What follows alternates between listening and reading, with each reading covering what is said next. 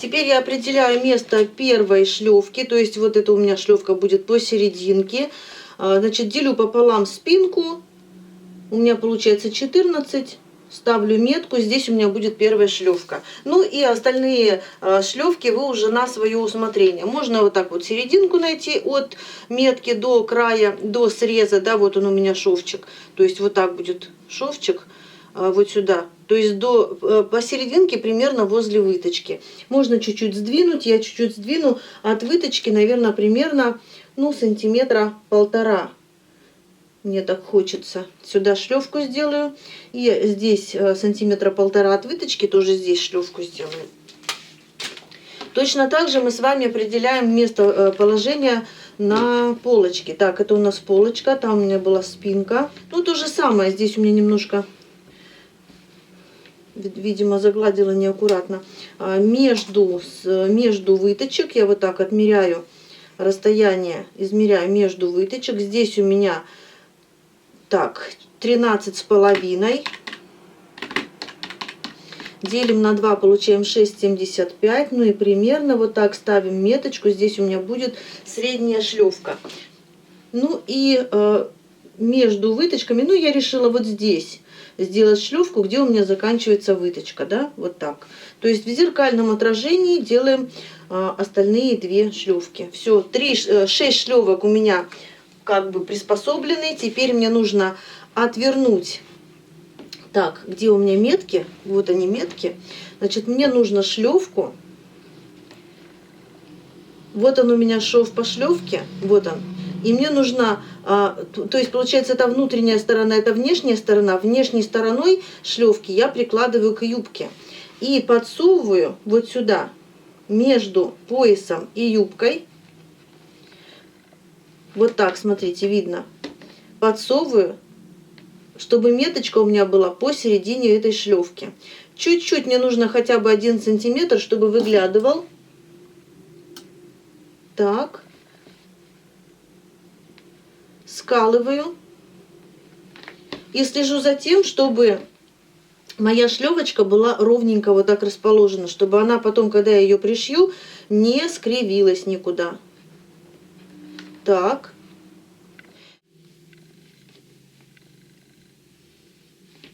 Можно даже вот так пальчиком, ее тут прощупывается шлевочка, чтобы она лежала ровненько. И мы ее вот так скалываем, прикалываем между юбочкой и поясом ровненько. Ну и то же самое делаем с остальными шлевками. Шлевки приколола. Еще раз все проверяем. И теперь можно пришивать пояс. Желательно там, где у нас приколоты шлевки, делать закрепки. Лишний пояс я отрежу. И чтобы было ровненько, отрежу таким образом. Складываю вот так пополам пояс, верхний срез, ну или вообще в принципе срезы. Вот так совмещаю.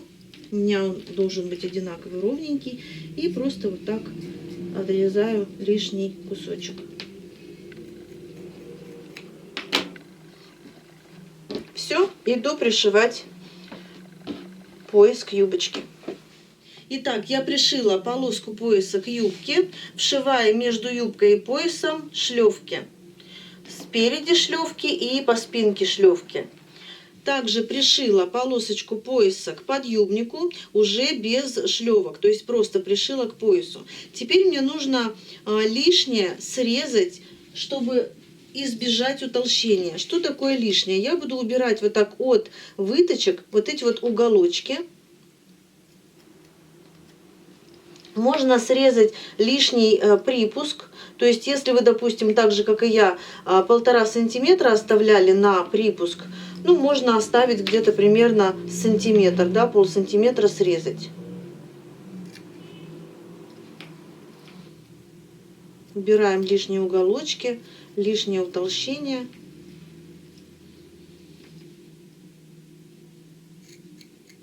Точно так же все эти уголочки, все эти лишние утолщения убираем с юбочки.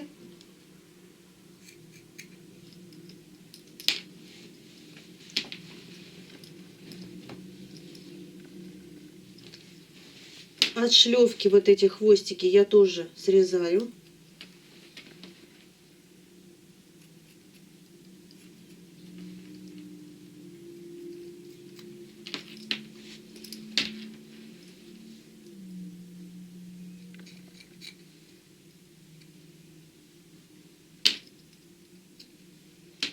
Итак, срезали лишнее от припуска. Теперь я вот так разворачиваю.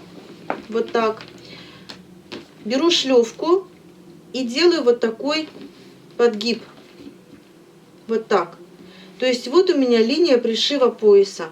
Вот так будет видно вам. Вот она, линия пришива пояса. Я беру шлевку, накладываю на юбку вот с таким подгибом. Подгиб должен быть 0,5-0,7, не больше. Так, скалываю.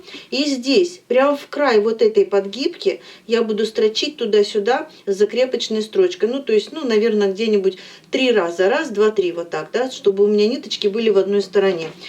Что касается вот этого припуска, он в этом случае будет подворачиваться на сторону пояса. Вот так. То есть мы будем строчить только на юбочке. Этот припуск у нас остается на стороне пояса. Кстати, опять же, чтобы не было утолщения, у нас здесь продублирован пояс, ну и как бы у нас получается здесь 2 слоя плюс продублированный. Вот этот вот продублированный пояс мы можем срезать максимально близко к строчке. Ну, примерно 0,2 миллиметра, 0,2 сантиметра оставить от строчки. Все.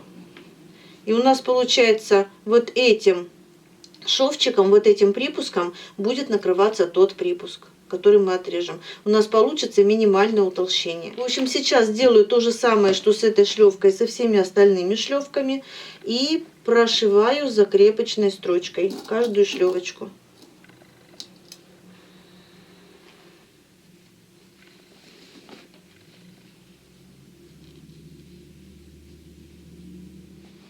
Готово. Смотрите, что у меня получилось. Теперь нам нужно приколоть наши шлевки по верху. Как я буду прикалывать? Ну, конечно, нужно, чтобы одинаково было расстояние вот здесь свободы, да? Свобода в любом случае должна быть. Значит, что я буду делать? Я буду просто вот так подставлять собственный пальчик и не в натяжку вот так прикалываю к свободному срезу пояса шлевку. Вот так. И так я буду делать с каждой шлевкой, чтобы была у меня одинаковая свобода была.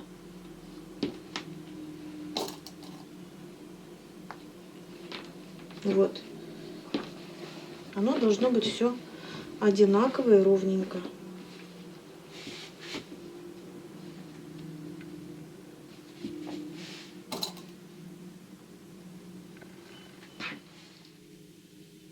Лучше, конечно, сейчас здесь сделать закрепки на каждой шлевочке. Вот здесь сделать закрепки. Либо можно ниткой и иголкой вручную сделать закрепки, либо на машинке.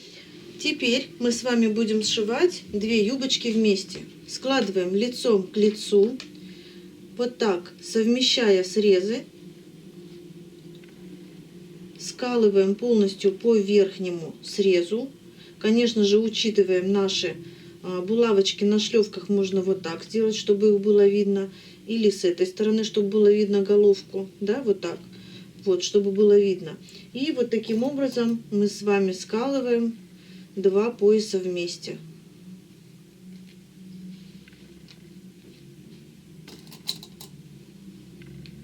Обязательно там, где у нас проходит шлевка, делаем закрепки. Точно так же, как и здесь. Вот так я приколола юбочки друг к другу по поясу. И смотрите, нам нужно сшить их, отступив от вот этого среза, где у нас будет сшиваться молния, примерно 2-3 сантиметра для удобства. Сначала мы с вами здесь будем сшивать молнию, а дальше вот здесь прострочим. Но чтобы, ну, по крайней мере, мне так удобно, сначала я пришью поясочки, потом я буду вшивать молнию и сразу же здесь уже этот уголочек оформлять. Кстати, проверяем, чтобы вот эти линии пояса, то есть там, где у нас шовчик, пояс пришит к юбке, он должен сходиться с местом, где у нас пояс пришит к подъюбнику. Все, сшиваем.